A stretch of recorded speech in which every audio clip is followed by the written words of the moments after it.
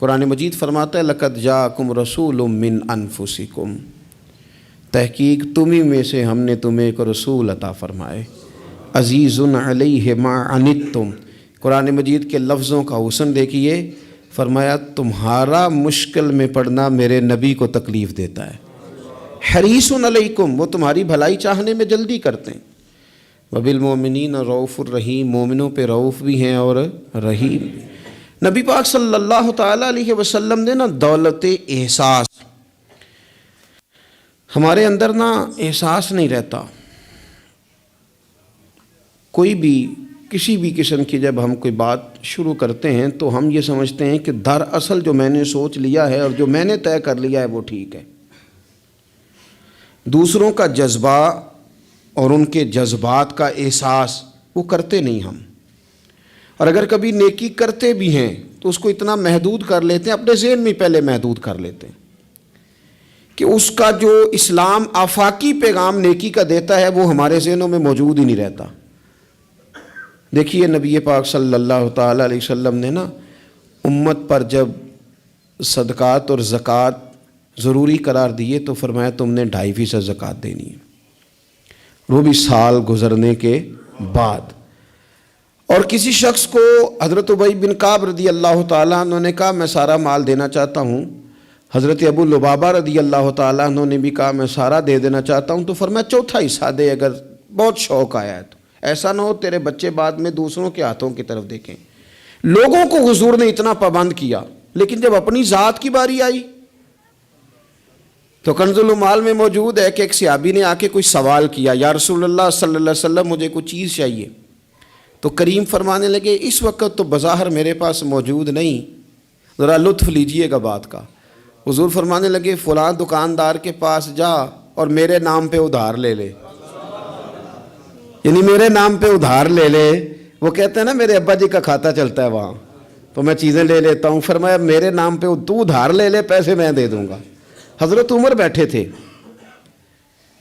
انہوں نے کہا یا رسول اللہ صلی اللہ علیہ وسلم اللہ ہمیں اس کا مکلف تو نہیں کرتا، لا یکلف اللہ نفسا الا وسعها، ہے تو دے دو ورنہ پابندی نہیں، قرض اٹھا کے کسی کی مدد کرنا اللہ تو اس کا پابند نہیں کرتا۔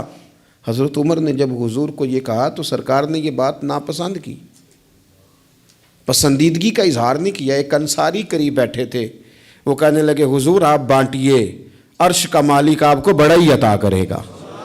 حضور ان کی بات سے راضی ہوئے اور پتہ کیا فرمایا؟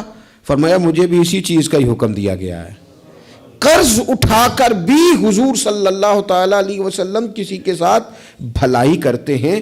احساسات جب اس حد تک ہم نے پتہ کیا سمجھ لیا ہے کہ میرے ذمے میرے بچوں کے اخراجات ہیں، میرے بہن بھائیوں کے ہیں، اس کے علاوہ میری گلی میں، میرے محلے میں، میرے دوستوں میں، میرے رشتہ داروں میں کوئی بچہ کتنا بھی لائق ہو، پڑھے نہ پڑھے مجھے غرض نہیں، اسکول جائے نہ جائے مجھے غرض نہیں، کوئی اس کا کسی قسم کا بھی مستقبل بنے نہ بنے مجھے کیا لگے۔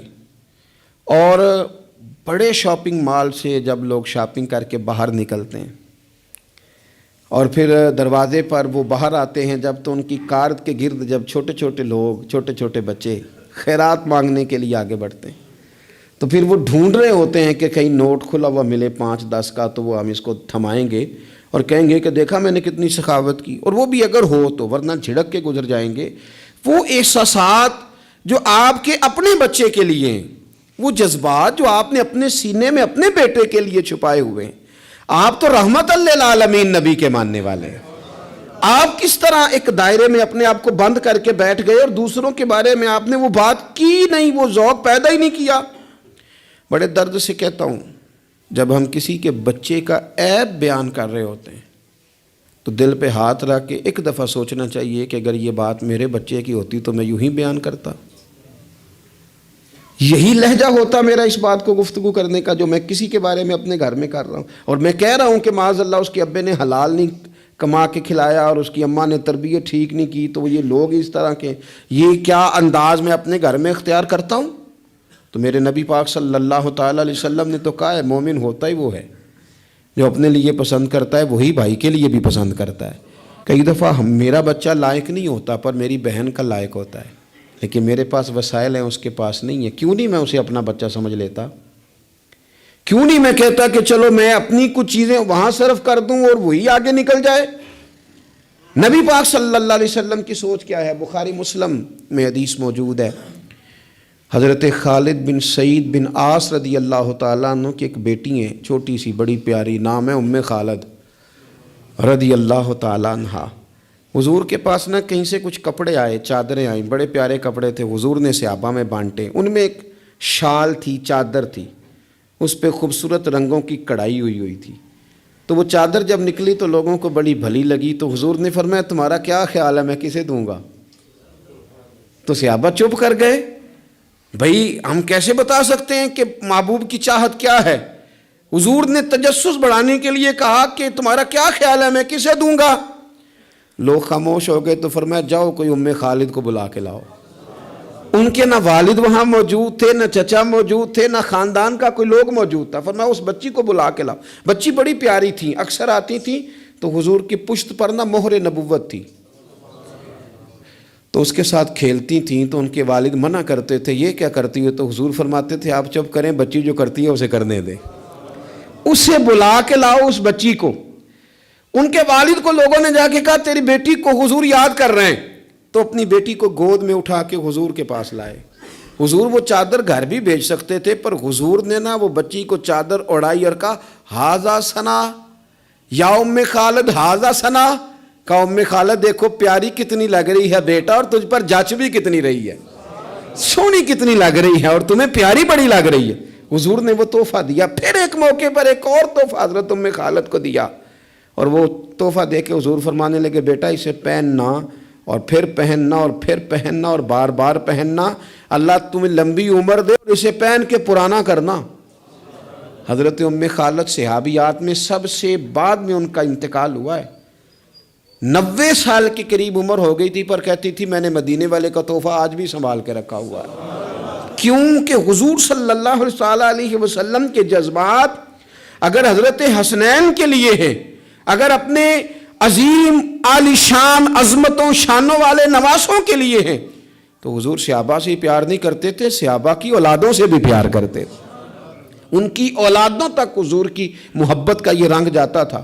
ہم چونکہ ترجیحی بنیادوں پر خیر خواہی نہیں کرتے، کبھی کوئی آ گئی نیکی تو کر لی، وہ بھائی سارے کپڑے اپنے گھر میں بانٹنے ہیں، جو ملے گا اسے پلٹ کے اپنے گھر ہی پھینکنا ہے، کسی کا کوئی حق ہی نہ رہے ہماری دولت پر، کسی کا کوئی حق ہی نہ رہے ہماری خیر خواہی پر، پلٹ پلٹ کر۔ وہ میں اکثر کہتا ہوں کہ عجیب زمانہ آ گیا نا، پیر صاحب کے گھر میں پیدا ہونے والا پیر ہے، دوسرا ہو سکتا لیڈر کا بیٹا ہی لیڈر ہے، دوسرا ہو سکتا سیاستدان کا بیٹا ہی، او بھئی یہ کس نے پابندی لگا دی ہے کہ یہ کہیں اور نہیں جا سکتی؟ اور سب جگہ اللہ ماشاءاللہ، دینی لوگوں میں بھی، دنیاوی لوگوں میں بھی، سیاسی لوگوں میں بھی، سب جگہ ہر جگہ یہی ہے کہ اس کے بعد اس کا بیٹا ہی آئے گا۔ کوئی چیز باہر جانی نہیں چاہیے، جانے نہ پائے، ہر چیز گھر کے اندر رکھو۔ آپ نیکی کا جذبہ پیدا کریں۔ ہم نہ تھوڑا سا دوسروں سے ممتاز بن جاتے ہیں، کوئی بندہ کو نیکی کر لے تو اسے بخار چڑھ جاتا ہے کہ میں نے کی تو ہے نا۔ کوئی بندہ تھوڑا سا عالم ہو جائے تو وہ کہتا ہے کہ میری ساری عزت کرو، تمہیں نہیں پتا کہ میں تھوڑا پڑھا ہوں۔ میری طرح کے بندے بڑی جلدی وہ اوپر اٹھ جاتے ہیں۔ اسی طرح کا معاملہ افسر کا ہے، اسی طرح کا معاملہ مالدار آدمی کا ہے، خود اپنا اعزاز بنا لیتے ہیں۔ رسول پاک کی یہ شان ہے کہ اللہ نے انہیں نبیوں کا امام بنایا ہے، اور بعد از خدا بزرگ توئی قصہ مختصر۔ حضور روٹین میں تو بیٹھتے تھے، جمعے کا خطبہ دینے کے لیے تو منبر پہ آتے تھے، پر باقی صحابہ کے اندر مل جل کے بیٹھتے تھے، مل جل کے۔ ایک جہاد تھا، صحابہ کہتے ہیں واپس آ رہے تھے تو رستے میں رکے، کھانا کھانے کا ارادہ بنا، تو ظاہر ہے کھانے ہوٹلوں سے تو ملتے نہیں تھے، پکانے پڑتے تھے، تو کھانے کی تیاری ہونے لگی تو کچھ لوگوں نے کہا کہ ہم گوشت صاف کرتے ہیں، گوشت بناتے ہیں، کچھ نے کہا کہ برتن میں صاف کر کے اہتمام کرتا ہوں، کسی نے کہا کہ میں بعد میں بانٹنے کا تقسیم کرنے کی ڈیوٹی لیتا ہوں۔ سب ڈیوٹیاں لے رہے تھے تو حضور بھی بولے، فرمایا تم نے اپنے اپنے ذمے کام لے لیے ہیں، میں اس طرح کروں گا لکڑیاں اکٹھی کر کے لاؤں گا تاکہ آگ جلا کے روٹی پکائی جا سکے۔ صحابہ کہنے لگے فدا کا روحی و قلبی، سونے دل بھی قربان، جان بھی قربان، فدا کا ابی و امی، ماں بھی قربان، باپ بھی قربان، ہم جو حاضر ہیں یہ کام کرنے کے لیے۔ تو حضور نے فرمایا میں تم سے ممتاز نہیں ہونا چاہتا، مل جل کے رہنا چاہتا ہوں تمہارے بیچ. آپ جب لوگوں کے بیچ وقت گزارتے ہیں تو تبھی تو ان کے دکھ سکھ کا آپ کو پتہ چلتا ہے. اور جب آپ اپنا لیول ہائی کر کے اوپر اٹھ جاتے ہیں تو پھر آپ کو کیسے پتہ چلے گا کہ عام آدمی کس تکلیف میں مبتلا ہے. میرے نبی پاک علیہ السلام صحابہ کیا حضور سے بات کرتے ہیں؟ حضور تو نبیوں کے امام ہیں، لیکن سرور کائنات علیہ السلام نے لوگوں کے بیچ رہ کے لوگوں کے ساتھ اعلیٰ نیکی کرنے کا پیغام دیا، اور نیکی کو اس کے بام عروج تک جا کر لوگوں تک اتارنے کی نبی پاک علیہ السلام نے بات کی. بام عروج تک جا کے. کبھی اس طرح بھی ہوتا ہے کہ سامنے والا تلخ رویہ لے کے آتا ہے، لیکن دین کے اندر آپ کو یہ حکم دیا گیا ہے کہ آپ بندہ دیکھ کے اپنا رویہ نہیں بدلیں گے. آپ یہ دیکھیں گے کہ میرے دین نے مجھے کیا پیغام دیا ہے. آپ جس طرح مسجد میں دیندار ہیں، بازار میں بھی اسی طرح ہی دیندار ہیں، دکان پہ بھی اسی طرح ہی دیندار ہیں، کیونکہ اسلام جہتی اور وقتی مذہب نہیں، موسمی نہیں. آپ یہ کریں گے کہ آپ ہر مقام پہ اللہ رسول کو پیش نظر رکھ کے آگے بڑھیں گے. اور اگر یہ نہیں ہے مزاج تو پھر معاملہ اور ہے. دیکھیے بدر کے دن جو لوگ آئے تھے نا مسلمانوں سے لڑنے کے لیے، تو وہ کوئی پھول لے کے نہیں آئے تھے، گھی شکر لے کے تو نہیں نا میدان میں آئے تھے، نہ ان کے پاس مٹھائیوں کے ڈبے تھے، تلواریں اور نیزے لے کے آئے تھے.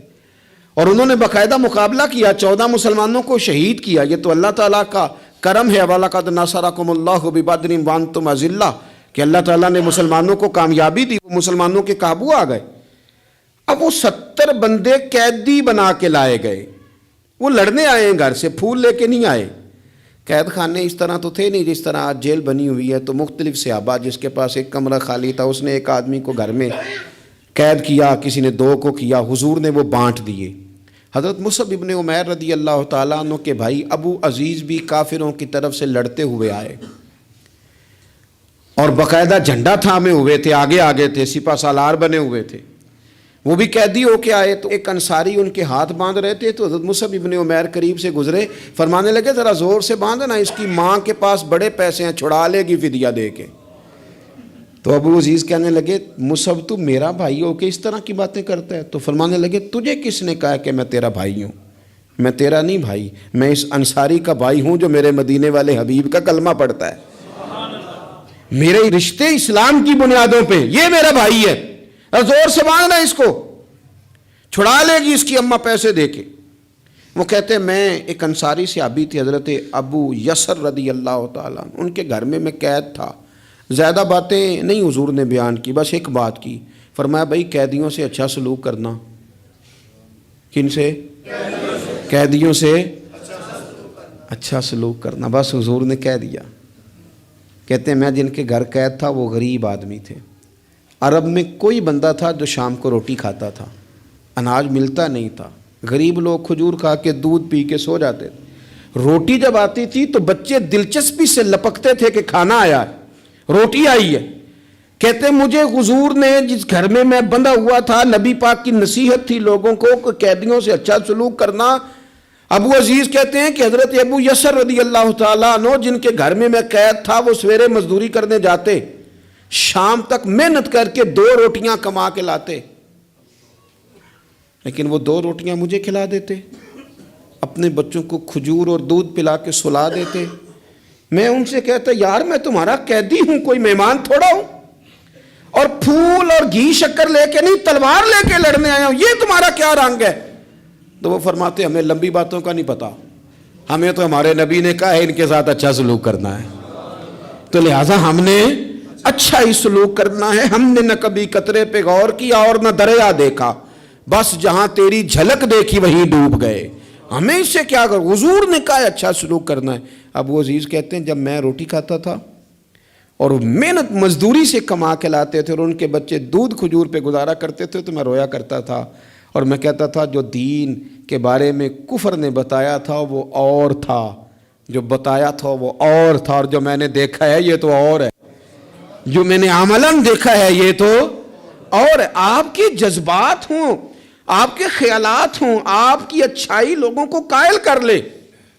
دیکھو میرے عزیز، آ جاتے ہیں لوگ، ان کے ذہن بنا دیے جاتے ہیں، لوگوں کو کہا جاتا ہے مولوی خطرناک ہوتے ہیں، یہ بڑا ڈرونا سبجیکٹ ہے، اس کے قریب نہ جانا. کہا جاتا ہے کہ جناب ہو دیندار طبقہ، کیا کریں اس نوجوان کو پتہ ہی نہیں بیچارے کو, اس کو جس طرح کسی نے گائیڈ کیا اس طرح وہ گائیڈ ہو گیا. اب اگر آپ کے جذبات بھی اس کے لیے جارحانہ ہوں گے تو اسے پناہ کہاں ملے گی؟